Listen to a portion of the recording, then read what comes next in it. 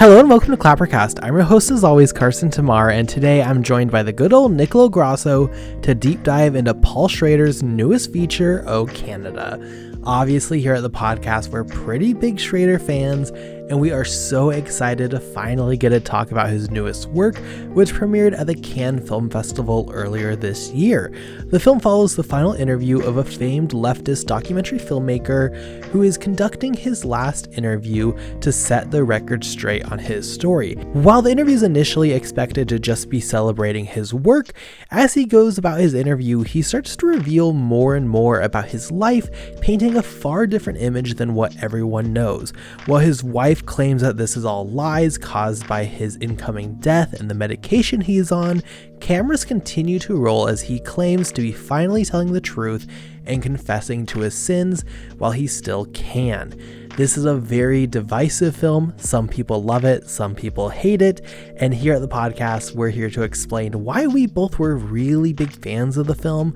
We thought the conversation within was absolutely fascinating and was yet another deeply personal look at death and legacy from Schrader. Thank you so much for listening to the podcast. Now let's get to our review of Oh Canada. Okay, Nick, I'm very excited that we managed to fit a Schrader episode in. Obviously, we just covered Cat People on Patreon. Next year, we have First Reformed on the docket. So we're going to be talking about Schrader for a little bit here. And today we're talking about his newest film, Oh Canada. I'm obviously a stan, so I kind of know. I think everyone knows my opinions on Oh Canada. But I would love to start with your opinions. A little temperature check. Did you like the film? Did you hate the film? Like you have for some really good Schrader projects in the past. I don't know. How are you feeling about Oh Canada? Oh Canada is very fascinating as a film.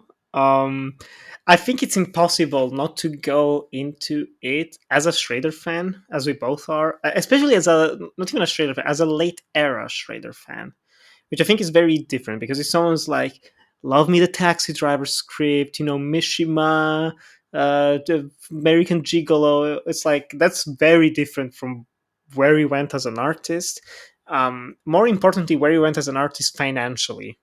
I think there's something about the cheapness of late era Schrader that I find incredibly endearing, um, incredibly inspiring as well to see someone who's just very good penmanship try to make the most that he can with like Hollywood terms, like shoestring budgets to make his feature films, finding some clever ways of just shooting around like the same locations, using great actors in unconventional roles, very different roles, very challenging roles. And so going into Oh Canada, I was like, is this going to be more like his last three films? I don't even know if he has an official name for them, like the Lonely Man trilogy or something like that. There's something along those lines, right?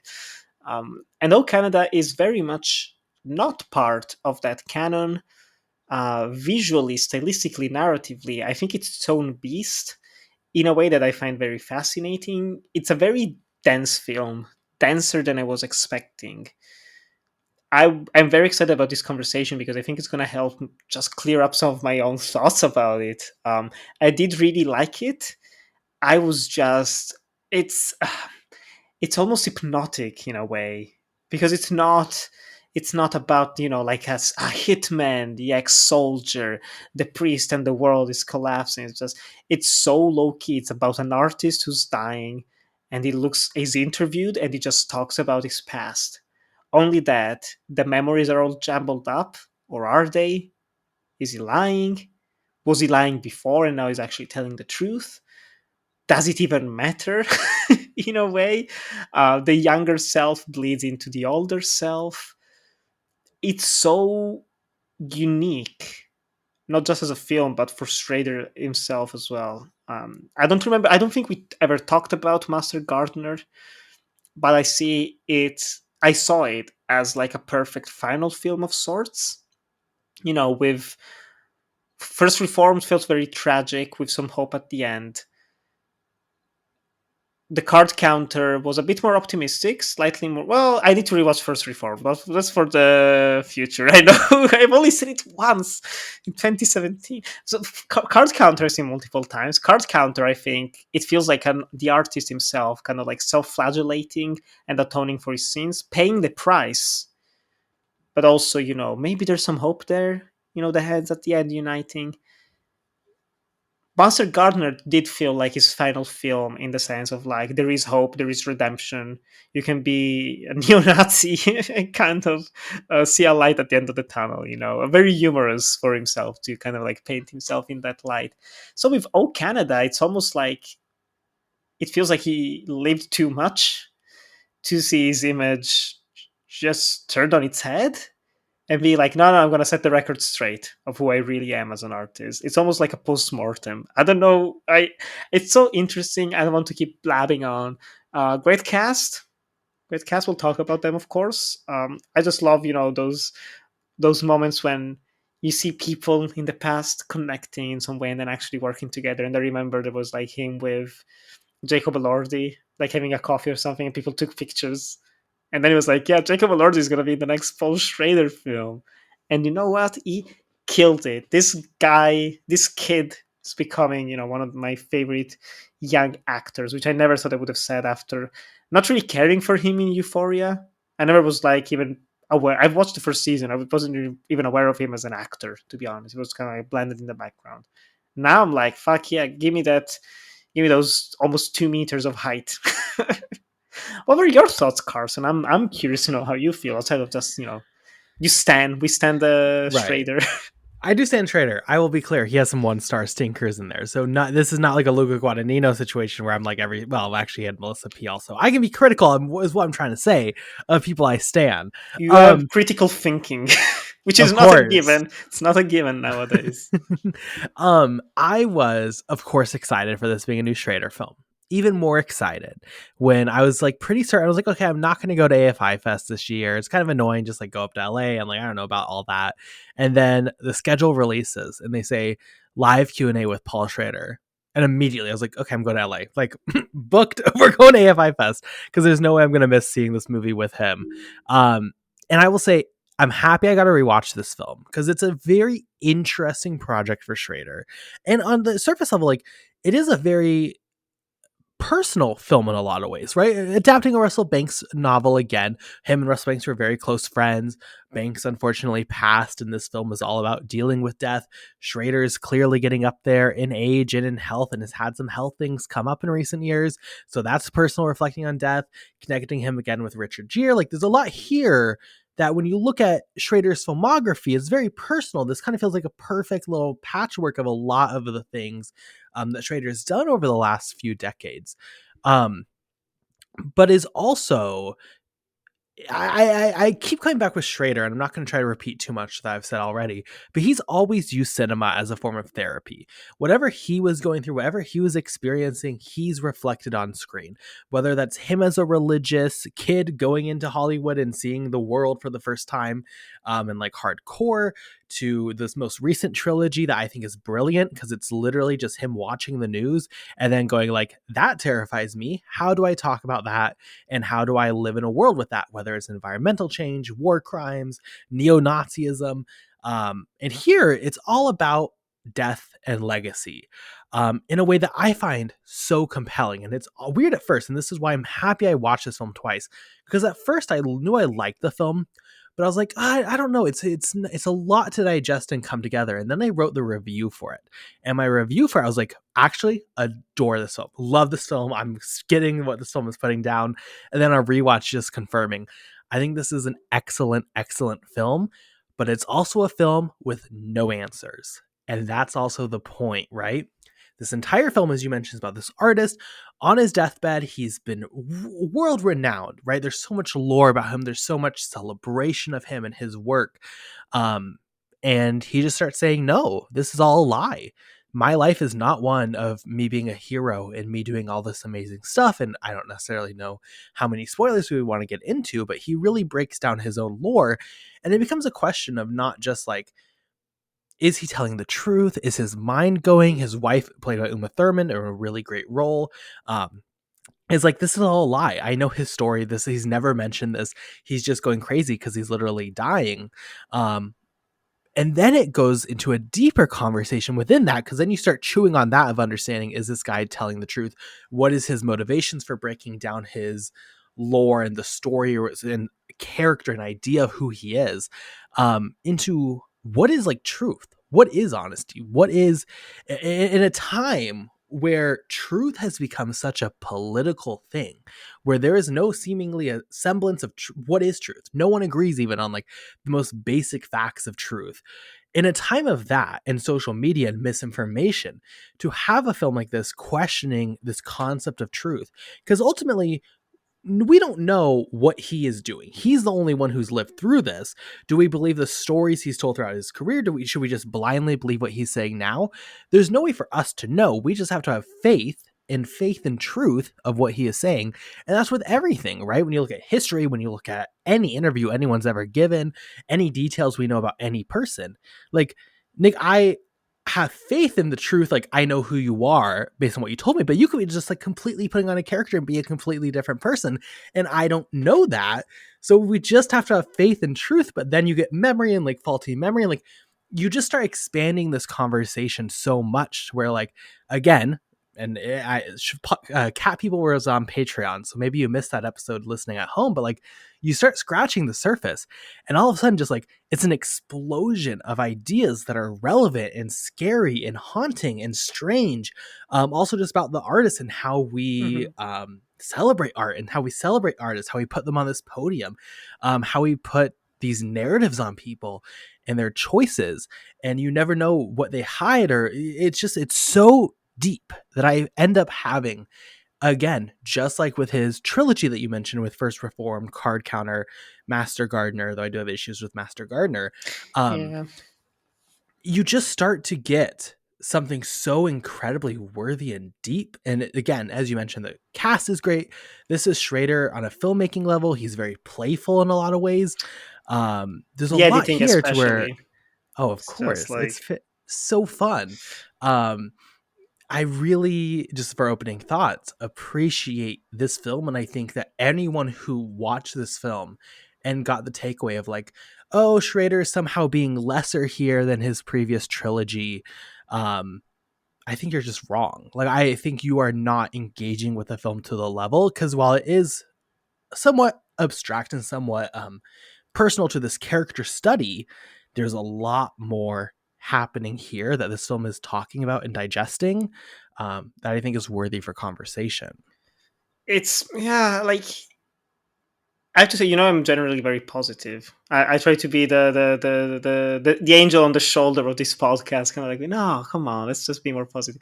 I think this is one of those very, very, very rare films where I genuinely think you have to be a very specific audience to like it. This is for the Schrader fans. This is for the girlies. I would be shocked if, I don't know. I'm trying to like picture. I love the idea of someone like, I don't know, like a 16-year-old. It's like, oh my god, the new Jacob Elordi movie is out, and goes to watch Oh Canada in the cinema.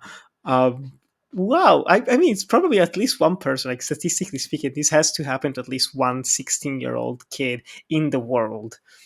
That probably would have been me nowadays if I was 16-year-old. I watched freaking like Tinker Tailor in the cinema. I was that kind of weird person. So watching Oh Canada would have probably like completely floored me, because it's impossible to get without knowing Schrader.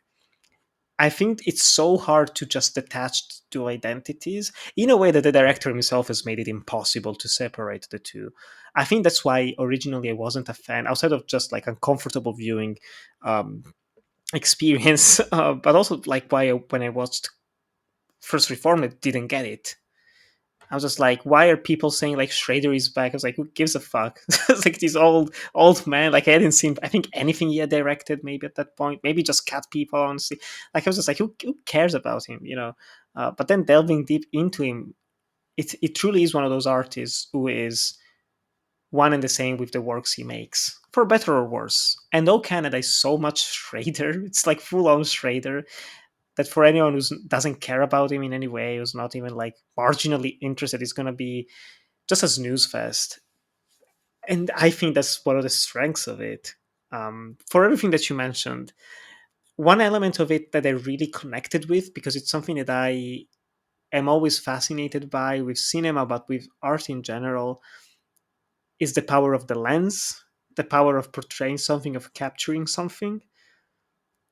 Everything that you were talking about with just this documentary framing device of, oh, it's a crew who's filming in, but also the fact that as the movie goes on, you realize, oh, he actually taught these people, is not merely just, oh, people called, we're going to make a documentary about it. It's people he personally knows.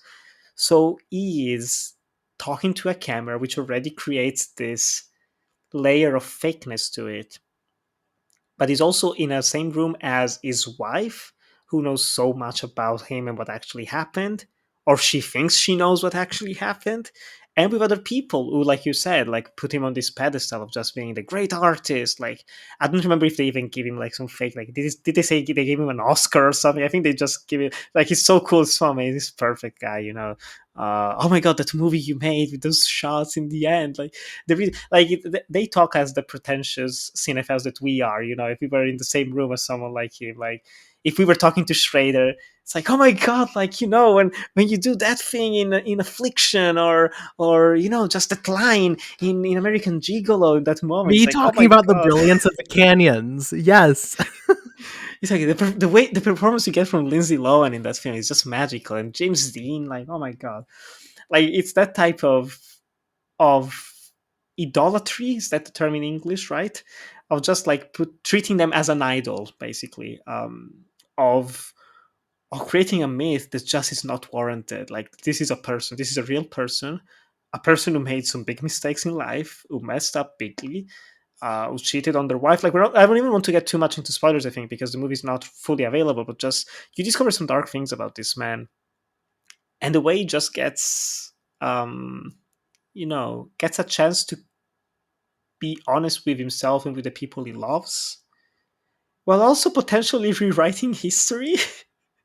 It's as Schrader as they come, right? Um, yeah. Well, and it's interesting because that is the mindset presented by these documentary filmmakers. There's Hmm. like a lot of fiction within just even their setting. It's not like a face-to-face conversation. It's done through this series of screens, and it's very interesting.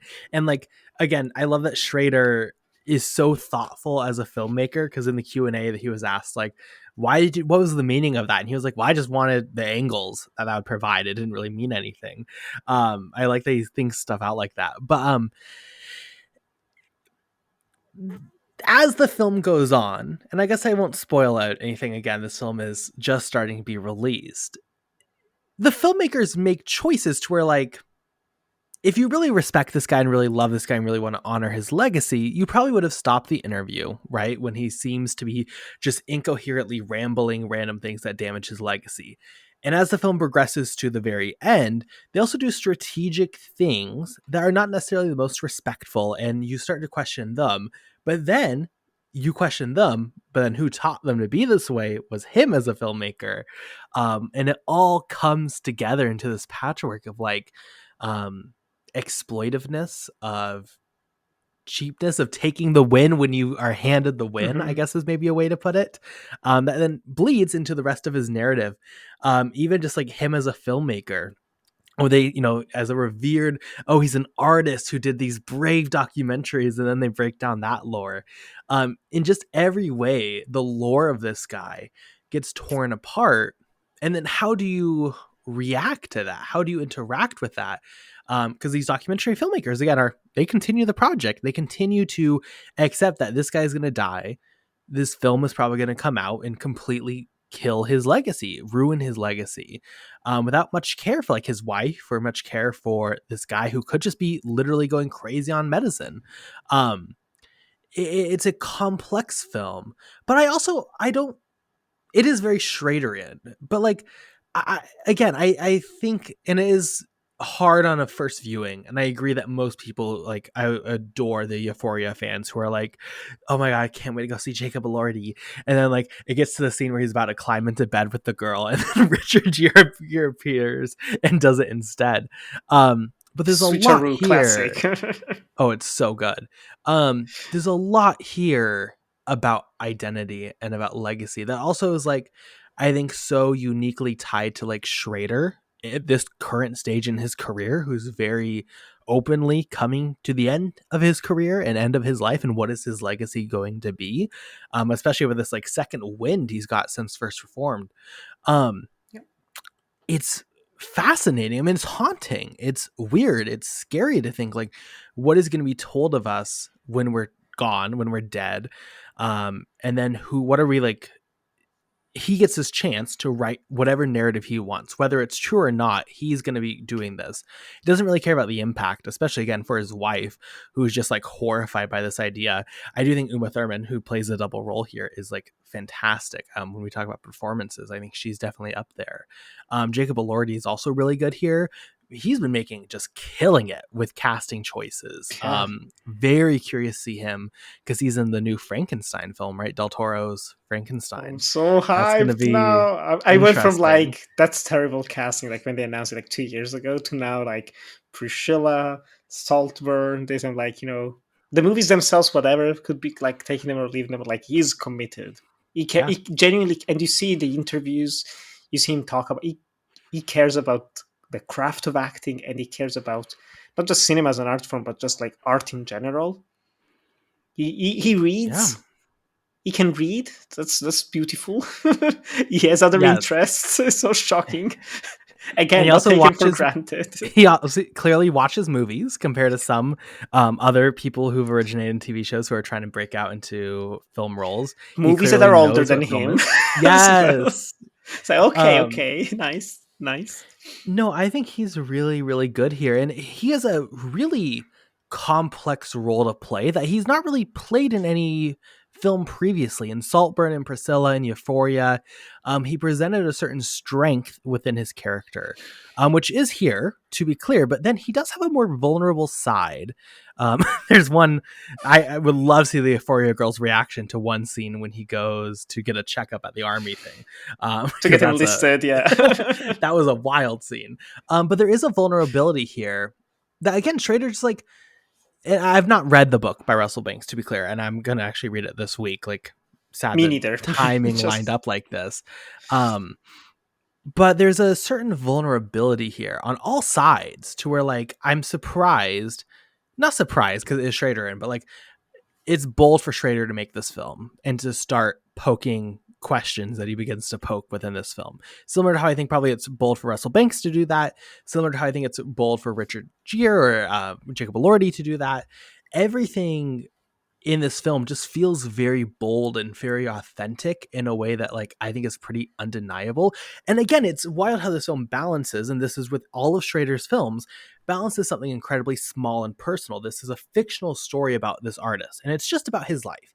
They don't make any big allusions to other things. It's not like Megapolis where they have this random thing in the middle, this random like series of montages of like big historical events where it's trying to act like it has something huge to say. Hitler. It's a very condensed story. Hitler, right? There's no Hitler, there's no Trump, it's not anything like that. But so clearly that is all also on the mind though of the film, and you can absolutely apply it to bigger conversations.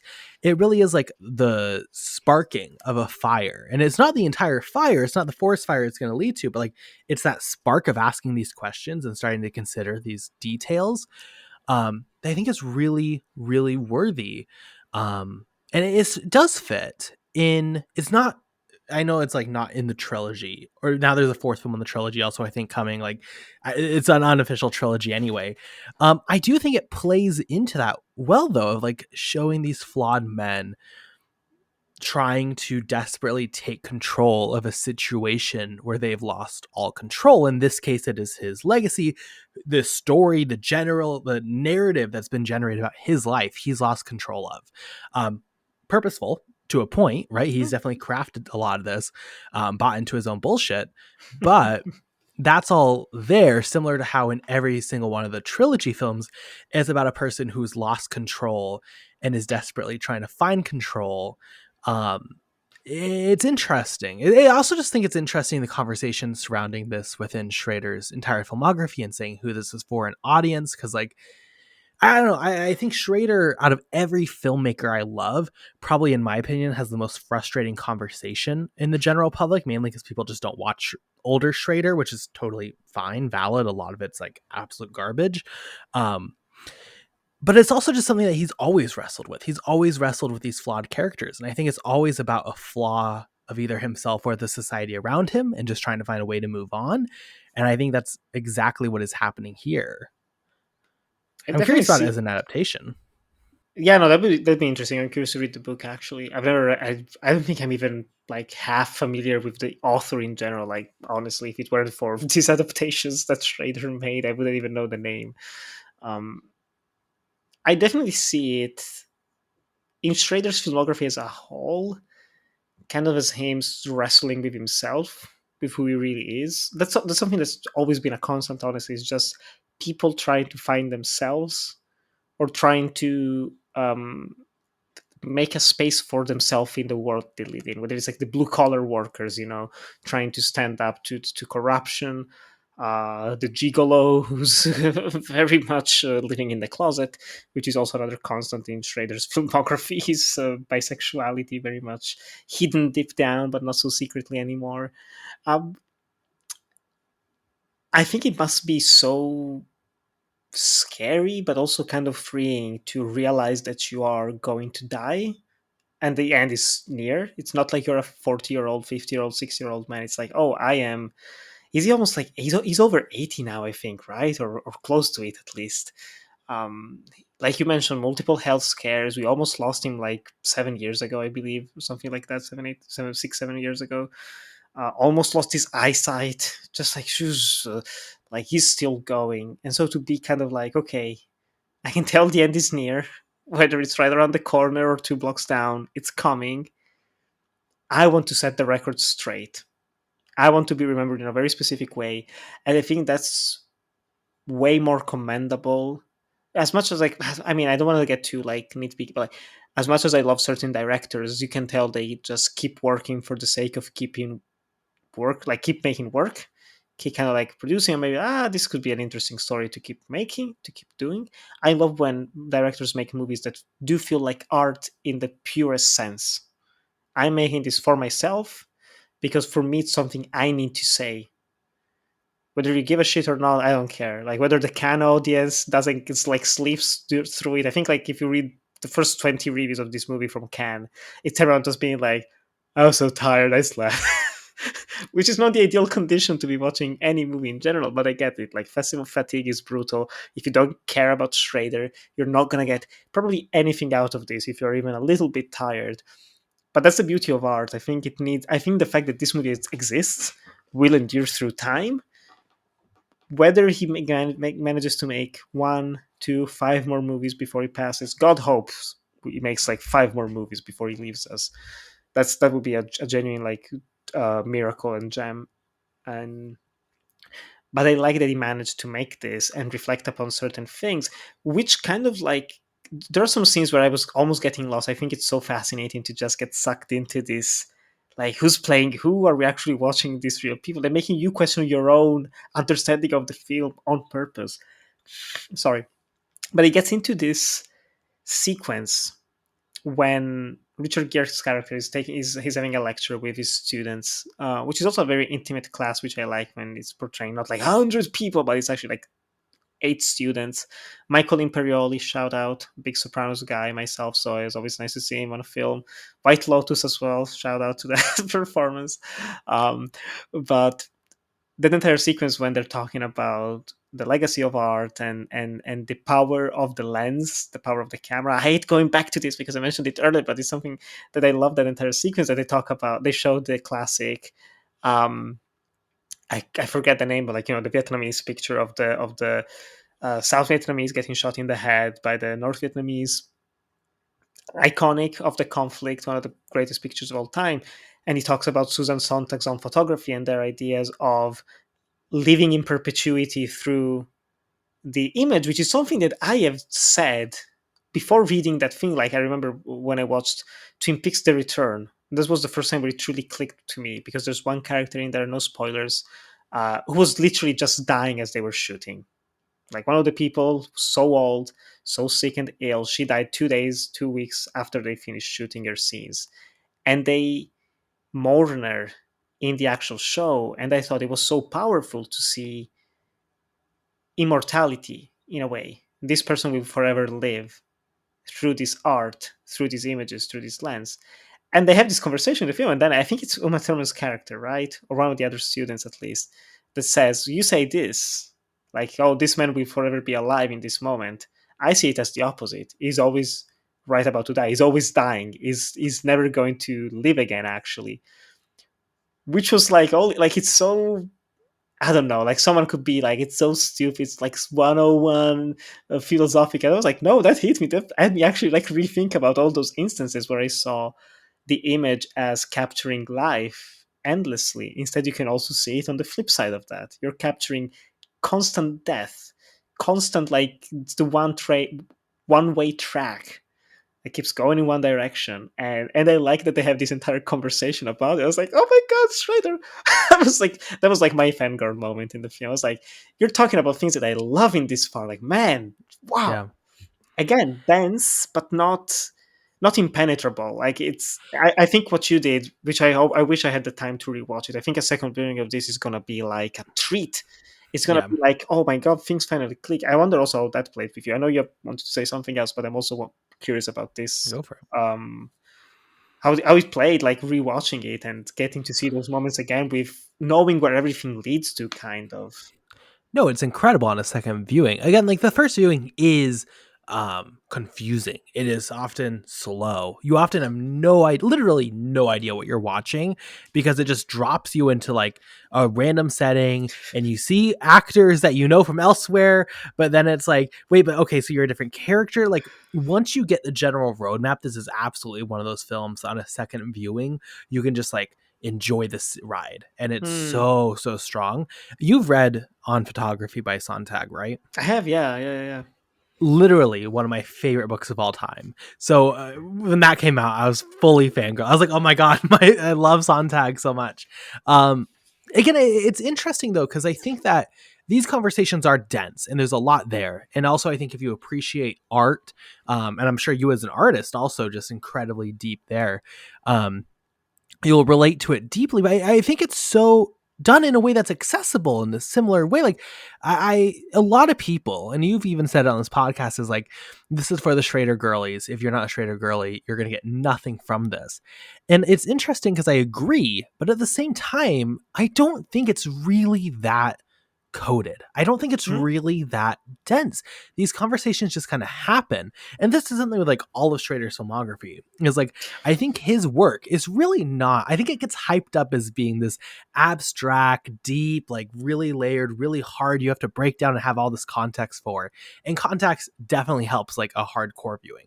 But like, I just think it's all so there that it just feels like, to me, if someone really watched this film and was like, there's nothing here, I just feel like you're not even trying to engage with art. Not to hate on anyone who went to Cannes, but like, I don't get that. I get not liking it. I get thinking it's reductive. I get thinking that it's boring. I get like, whatever. I can survive with all those things. I just don't get anyone who watches this and is like, Schrader just has nothing to say within this one. Because like, no, he has so much to say. This is entirely breaking down not just the art, an artist, but like just ego, legacy, like all these things we've talked about. It's so well defined and well thought out in this movie. And I think maybe it is that people just need a second viewing of it, which certainly most people will not have a second viewing of this one. Yeah. But I definitely, I don't know. But also, I guess I just cannot erase that. Like, I'm bought it on the Schrader lore, right? I've seen every single Schrader film at this point. So maybe I'm just missing it. But that's because you're engaging with him. Like, Schrader comes on screen and is like, hey, I'm up here. I'm giving you a hand. Either you join me or you stay down there. And I've been like I've seen all three, actually, funnily enough, like the entire trilogy premiered at Venice, and I saw all three of them at the Venice Film Festival, and I've seen it firsthand. You literally have, it's almost like going to a football match, where you have like, oh, there's the south curve and the noise. You literally have that. I never forget, like I went to the press screening of Card Counter, and I was like in my area. It was like a giant screen. It's like 1,500 seats. It's like a giant screening room, press filled up to the brim. In my area, we were like the fans' corner, just like laughing with the funny parts, just kind of like being like, oh my god, like the emotions, the things. And then on the other side, literally on the other side, you had just like people hating on the film.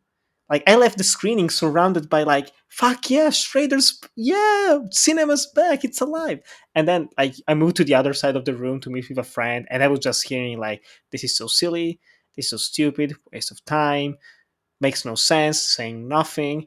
And it's like, well, I always say, of course, I mean, one's going to experience art the way they experience art. I think there always has to be a willingness to meet the artist on their level, because this goes beyond just a piece of entertainment, just to, like, oh, I'm telling you a story, and that's it. Like, it is art. We're talking about art. There has to be that push forward from the critic, from the viewer, from the audience, to engage with it. And I think this film especially, it doesn't have the genre elements of the previous work, which already Master Gardener didn't receive the acclaim of the previous two films, because it's less uh, thoughtful, you could say, than First Reformed, but not in a negative way per se. And it's also not as just like vibrant, which is also not like super colorful. Like, it's not as vibrant and fast paced as Card Counter. It's very light on the action, and this one is just talk. Like, we're talking about a movie that's essentially just like people talk, boring, skip, go to something else. But instead, it goes back to what you said in the opening. He's having so much fun making this film. It's not conventionally funny, but it felt so much like, oh my god, like, I honestly, first gasp of the film for me, oh my god, aspect ratio change. What? We're not staying in the Academy ratio. We're having the memories are in widescreen. I was like, oh my god, what's gonna happen next? Sky's the limit. Um, it was so fresh. It was so exciting, and all those music. I think you have to be someone who just cares about art, someone who cares about the making of art, to fully engage with this. Because if someone is more interested in just what the art has to say, or just staying on the more basic, just I care about a good story and that's it, it's not for them. Which is, again, like you said, fine. It's totally fine. Like, I'm not gonna hold it against anyone. I would be shocked. Like, imagine a world where this is like a critical darling, where this is like a box office success. Can you even imagine that? Oh my god, number one for 3 weeks in a row. Oh, Canada. Which, also, side note, I really don't like the title. 100%. I don't like the title. I get why it's there. I also clapped when the song started playing during the credits. But Do you know the story behind the title? I don't. I'm so curious to know it, because I know the book. Can you remind me the name of the book? Because it was Forgone, I believe. Forgone. He originally Mysterious. wanted it to be called O Canada. Russell Banks did, and then the No way. publisher was like, "Dog, we're not. That's not going to be the title. We're going with something else." So that was taken away from him. That was his original choice. So Schrader did that to like restore what Russell Banks originally wanted. I also don't know if it's the best title. I also don't know, like, it's a very pivotal thing, we'll say, at the very end. I don't know if that moment fully hit. I always felt like that was a little bit maybe lackluster of a final conclusion, but it was there.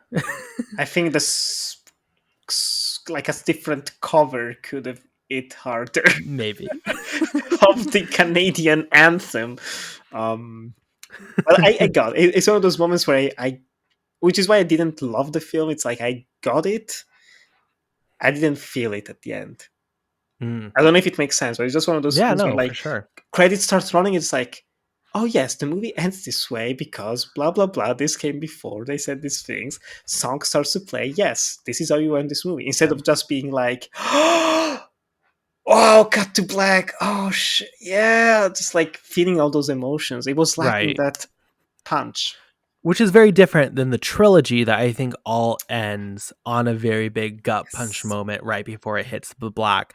Yes. I agree the ending is probably the weakest point. To explain this without spoilers, there is a reveal at the end, which I was like, oh shit, like, okay, that hit. And then it goes on for that final segment, that final, like, literally like 2 minutes. I think that 2 minutes is just weaker. I think there's probably a point where like a car is driving down a road. There's 2 points that you go, turn the car, end the movie. Cut to black. And Cut that to would have black. been stronger. I definitely agree there. I'm curious, do you have any other points that you would identify as being big weaknesses for you within the film? Or I think this is for a movie which is almost a constant with Schrader. It doesn't tend to make super long movies. I think it's a bit overstuffed with characters.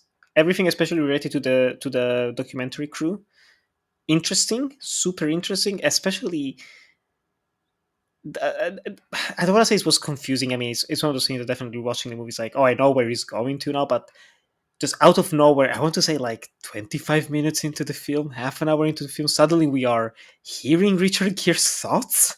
So I was like, what the what? Whoa. It was slightly off-putting, but then it's like, oh, the girl's putting the microphone on me. It was taking, for some reason, like 20 minutes to put the lavalier mic on me. Supposed professional. Damn it. But like I wonder his if she thoughts on smells that. me. I wonder Yeah. what she smells. It's which is interesting. Like the idea of it is interesting, but that was a bit off-putting. And then I wish we spent more time with those characters.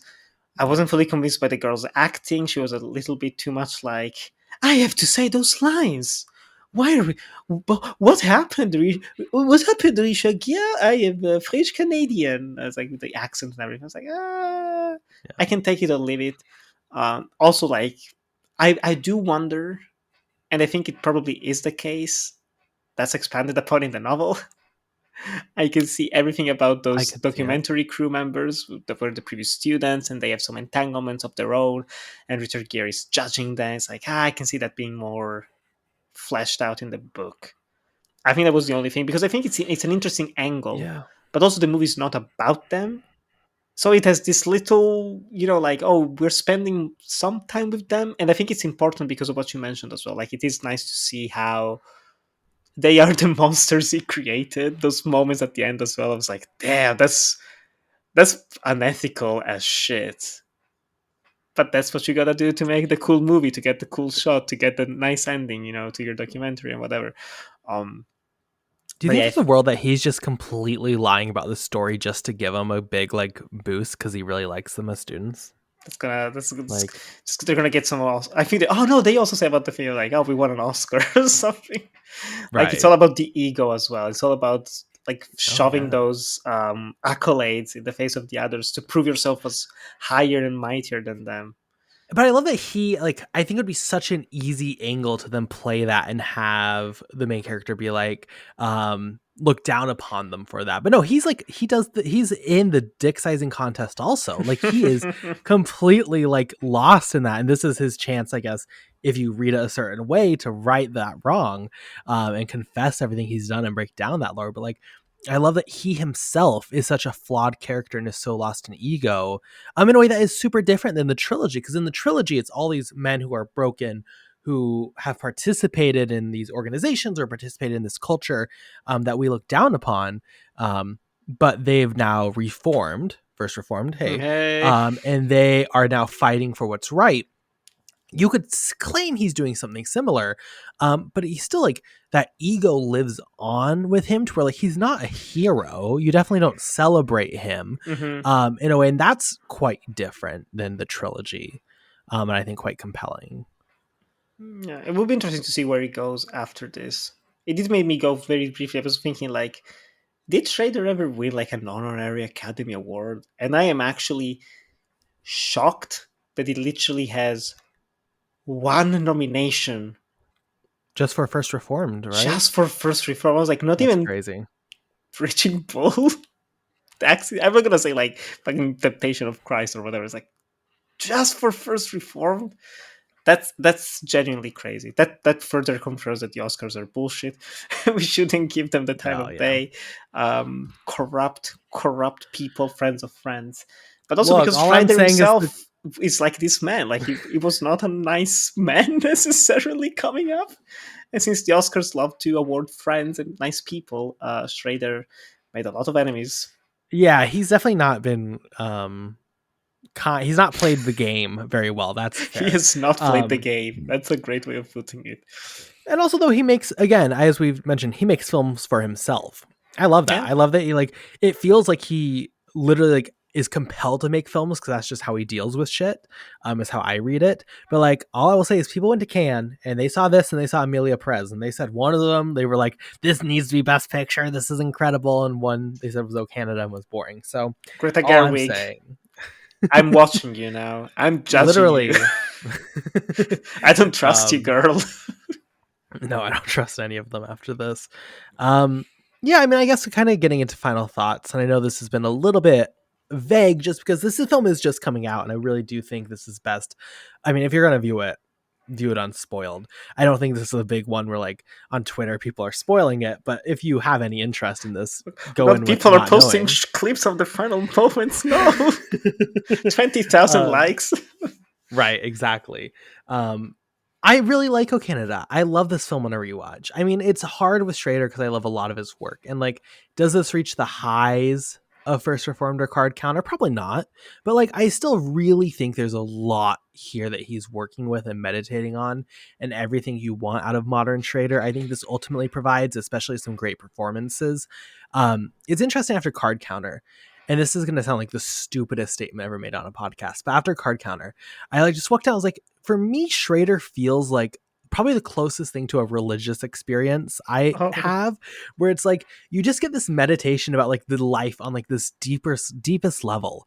And it's not that it's always like good or hopeful or like successful or whatever, right? And it's not like, not to overhype Schrader, but to me it's like he just has these big conversations in the same way religion does, where like you'll go to religion or you go to church and they'll talk about temptation or death or these large picture things that really make you question how you live your life and what is life, and just like these big scale questions. And I think Schrader continues to do that in a way that I just find to be like so moving and compelling. um and Oh Canada is that. It makes me think about my life and my story and about truth and about honesty. And again, you can take that on a very individual level. What is my story? What is my truth? How do I display that? Take it on a giant level and say, what is the purpose and what is truth in the modern world?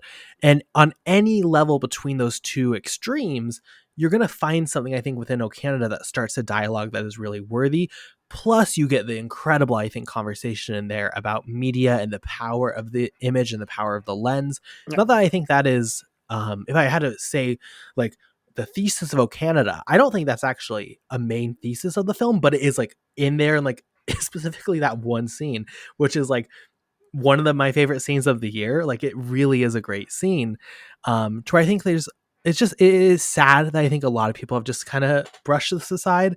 But I'm happy you enjoyed it, and I definitely is one that like I'm going to continue to recommend to people who like Schrader, because I think like Schrader, people said, after First Reform, they said Schrader's back. And the secret is Schrader never left. He had some missteps for sure. But I encourage anyone who, if you're listening to the O Canada review 50 minutes in, I assume you're a big Thank you. Schrader fan yourself. Thank you.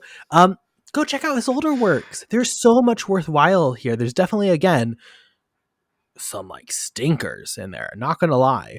Don't need to go watch Touch. You probably don't need to watch Dying in the Light or whatever.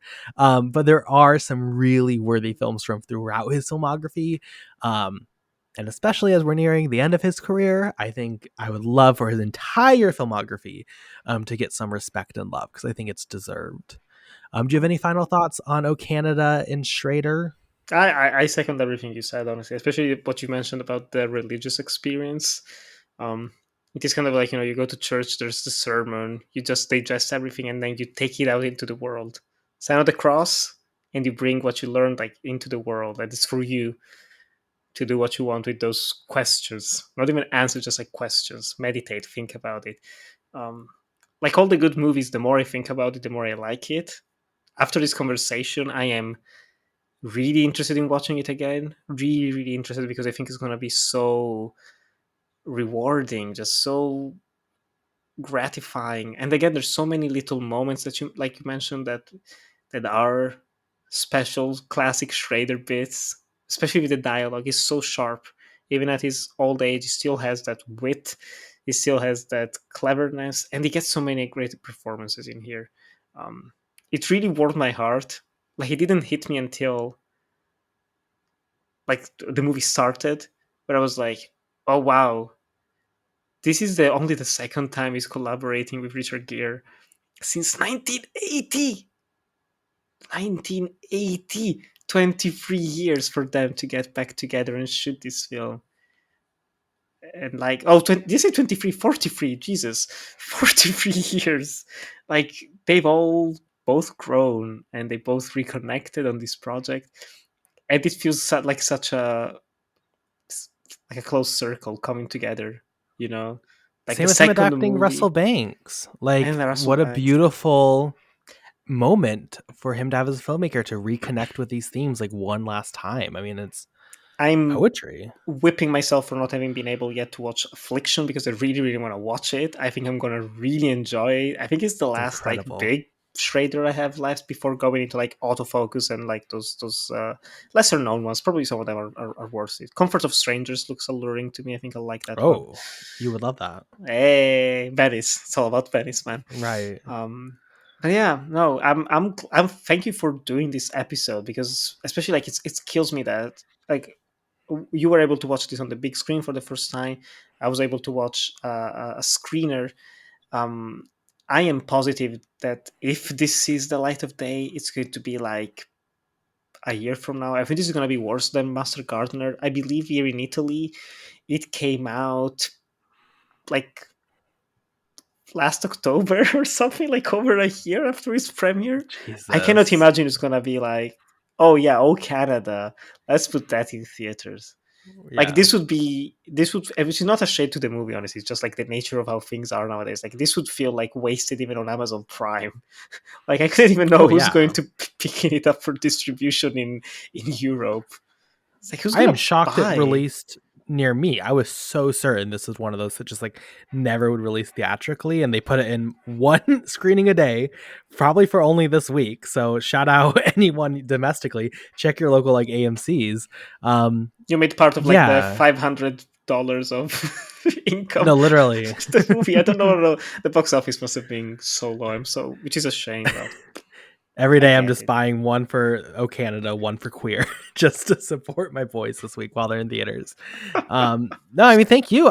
There's not too many people who would be willing to do an Oh Canada episode, much less one that I think would like enjoy it and have a real discussion about it. So highly appreciate you being here and happy we could work this in. Behind the Yeah. scenes, I was getting like anxiety because obviously Oh Canada and Queer both came out this December and this November, and I was like, oh my god, with the Europe release dates, like god, it's gonna be in like how am I gonna publish in like June 2025 like an Oh Canada review? How do I justify this one? So I'm happy we're able to sort it all out and get this episode out there because I do think this film is great, and hey, maybe it inspired at least one person to go watch Oh Canada and fall asleep in it as they realize like god, Carson and Nick, they really don't know what they're talking about. um Hopefully, though, you enjoy it. With Hopefully, yeah. that, let's go to our question of the week. Nick, your favorite Paul Schrader film? What is it? You know how often like I come here like, oh, the tie, oh, this was hard. This was actually not hard. I have a very clear answer. I absolutely love the card counter. That Okay. movie hit. It's one of those. I think I want to say like three movies I've ever watched like twice at a film festival. Kind of like skipping a new film to go rewatch something. The other one is I saw the TV Glow earlier this year in Berlin. I was like, fuck me, the card counter. I think it was also I think they gave him like the lifetime Golden Lion or something. So it was also present with the cast. It was very special during COVID to watch this film. It- Again, not to repeat you and me, that did feel like a religious experience of sorts. That was especially because of the music. Robert Louis Stevenson. I'm blanking on the something along those lines. The artist, it transported me to like a new plane of existence. I've listened to that soundtrack to Death and Back since September 2021. I love that film. I love the characters in it. I love the performances, the way it's paced, the writing. I think it has everything that I like about a Paul Schrader film, which there are many others. Like, I do like Light Sleeper is another one I really love, Mishima. But this one is just like almost a perfect film for me, weirdly enough. Like, if you gave me like top 20 of the decade so far, I would put Card Counter on it. I think it's that special. Not to mention how it manages to be about one of those like bigger themes that some critics really get attached to, which is like, I think that's another small side note. Finish talking about Okada, I'm going back in. Um, Oh Canada is about like the artist. That's it's about the ego and all those things. It's so personal. It's not about like a bigger social theme. I think that's also why it's like less interesting to talk about for some people. It's like, who gives a shit?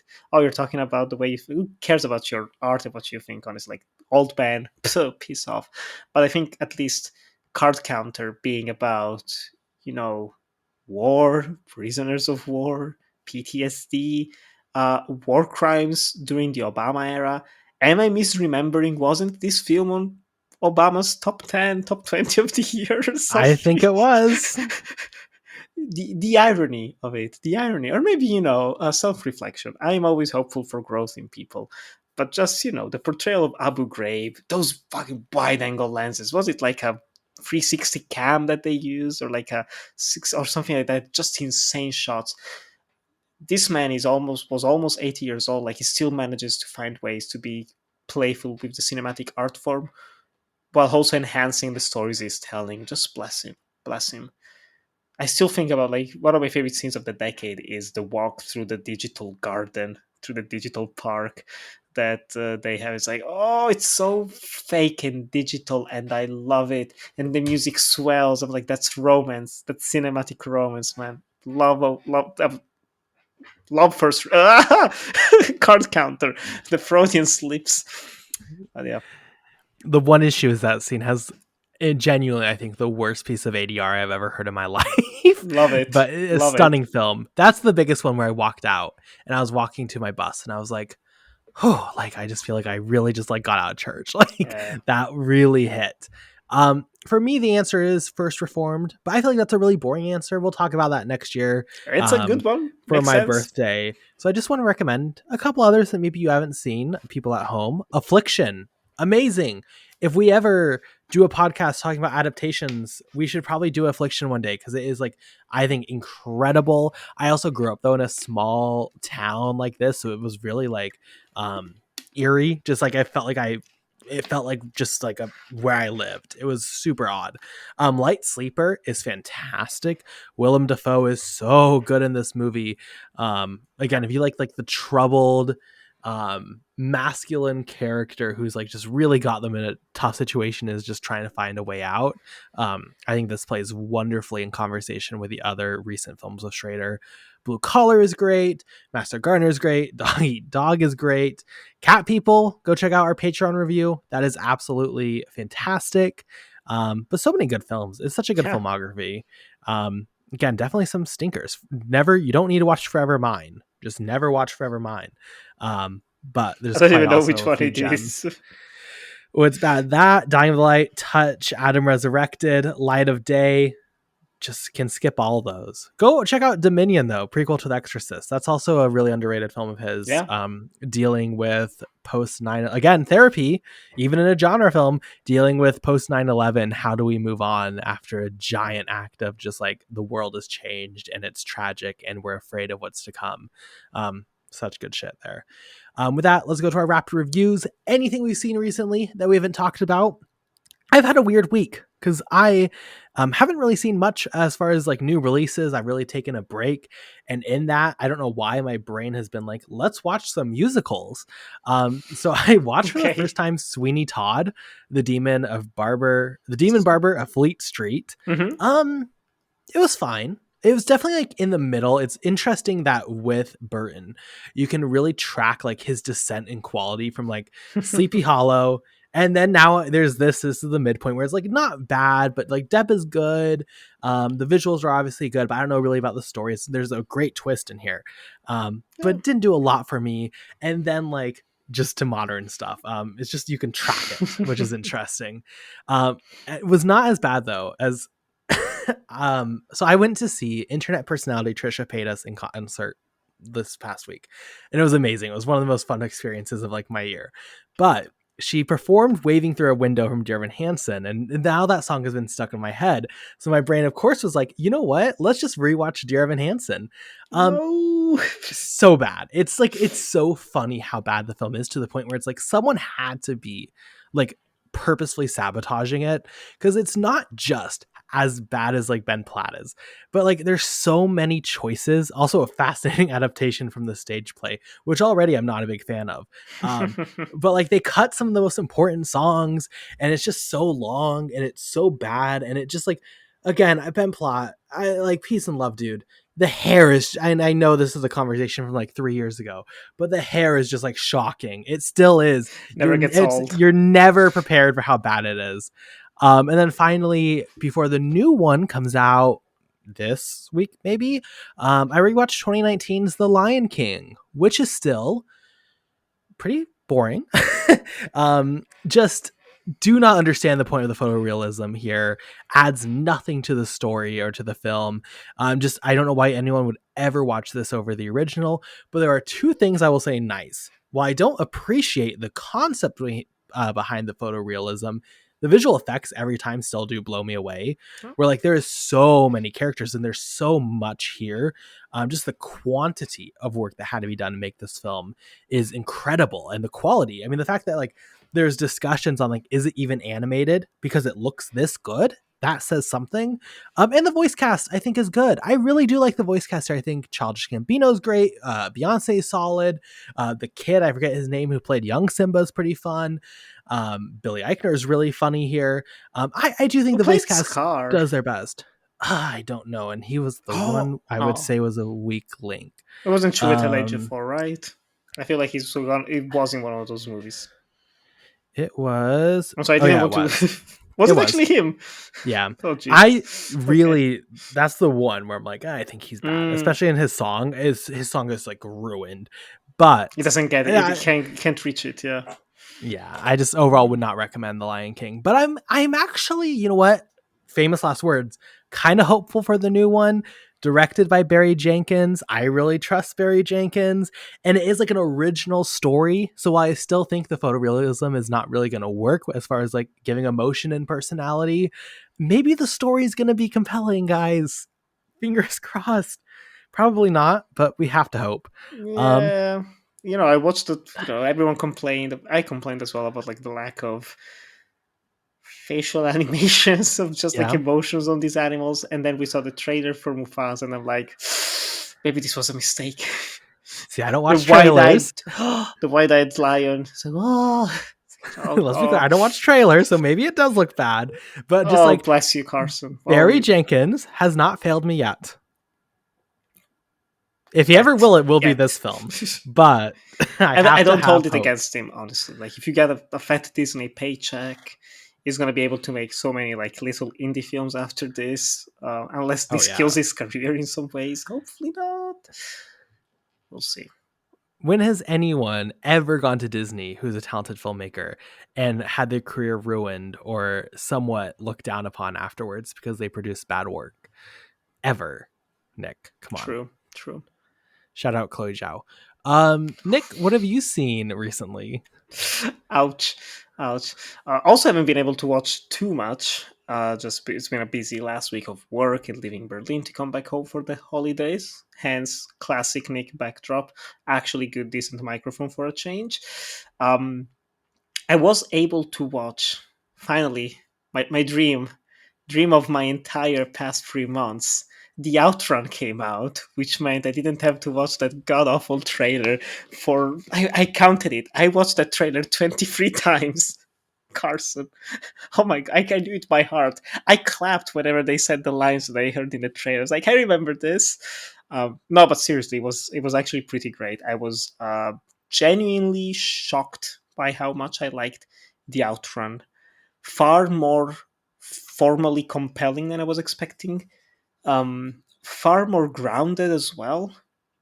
It doesn't get excessively lost into the more, like poetic narration that I was dreading from the trailer. When it actually happens in the film, it holds emotional resonance. Saoirse Ronan, no surprise there, amazing.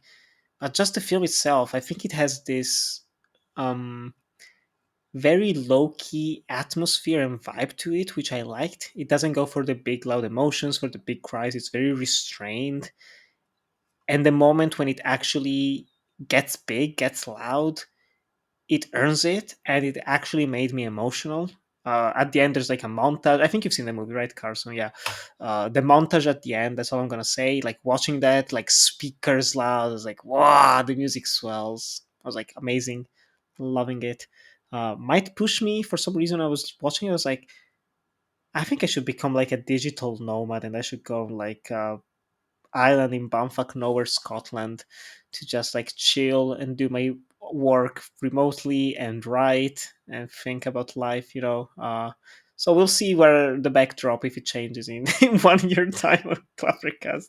Um, Other than that, the only other two movies I watched, we had the David Lynch season on the show, which was very nice for me, little Christmas treat, you could say. And it pushed me to rewatch Fire Walk with Me. For some reason, I was in the mood for like a cozy rewatch. It's like the last movie you should watch for a cozy rewatch. Made me cry again at the end. I watched the extended cut, you could say. I made Jack Luke Sharp proud, our editor in chief, by not watching the normal theatrical version of the film. But it's so good. The story of Laura Palmer, the great American tragedy, an ending for the ages. I live for those final 20 minutes of the film. And lastly, I watched Soundtrack to a Coup d'etat, the documentary 2024, which is outstanding in terms of craft editing.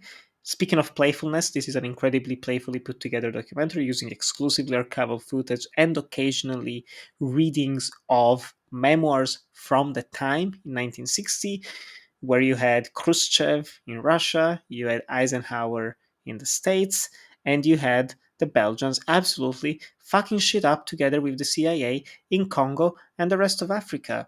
A piece of history that I was just like tangentially familiar with, kind of like, oh yeah, this is something that happened. I was not aware of La Mamba. I was not aware of. I mean, I knew CIA bad. Uh, After this, just fuck them hard. Anyone involved in this, anyone who's kept doing this shit, it's absolutely horrendous. It's so disgusting as well how they weaponize the states and other countries weaponized people of color as personalities to hide certain crimes. For something that has so much lively, vibrant jazz music throughout, it is one of the most upsetting things I've watched this year.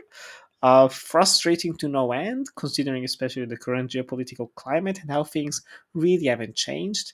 I appreciate that they very sparingly use recent news footage, but when they do towards the end, it sends a very strong message that's impossible to not listen to.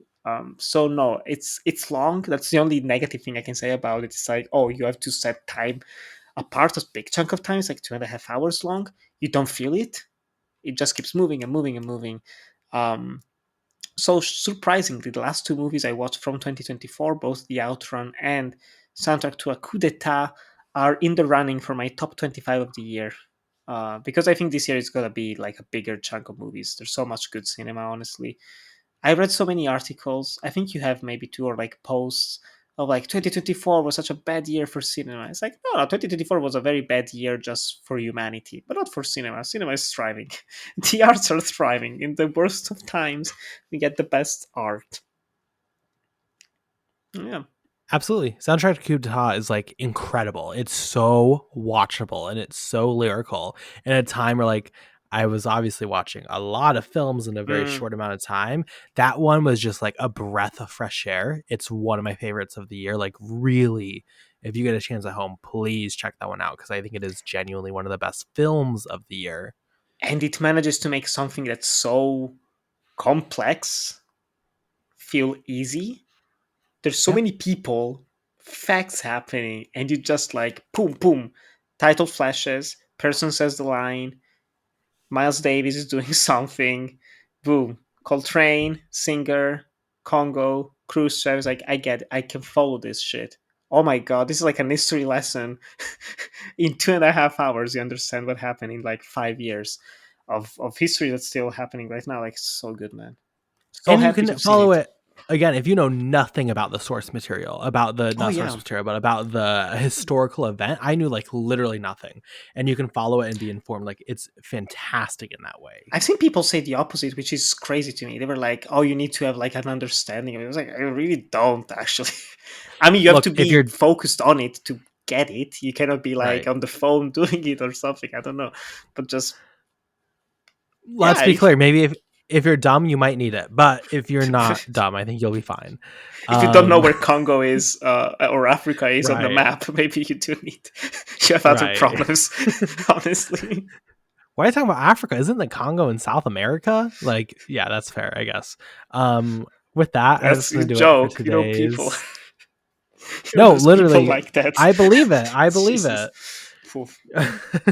Hopefully, if you were an hour and 12 minutes into an O Canada review, you're not that type of person, but you never know who's joining us today.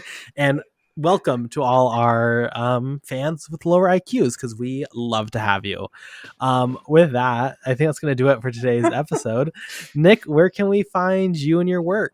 You can find me on Blue Sky and Instagram at Nicolò97. Also on Letterboxd, Nicolò Grasso. All of my works, short films are available on YouTube and Vimeo at Enjoy the Movies.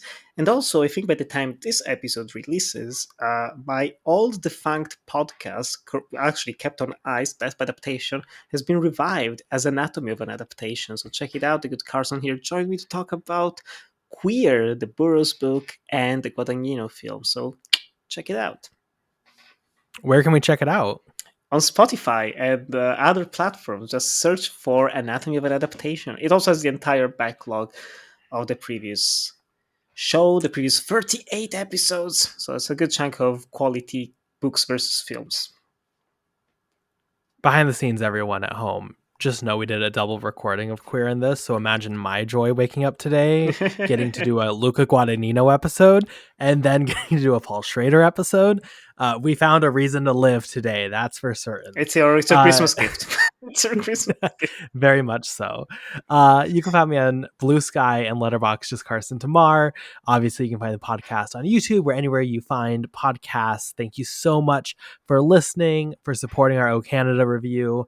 I love that we have a podcast space where we can just do what we want and have fun like this. Because I don't think a lot of other podcasts are doing O Canada reviews, and valid, but I definitely knew there was no way I was going to go through 2024 and not do this at some point. So with that, thank you so much for listening. Goodbye.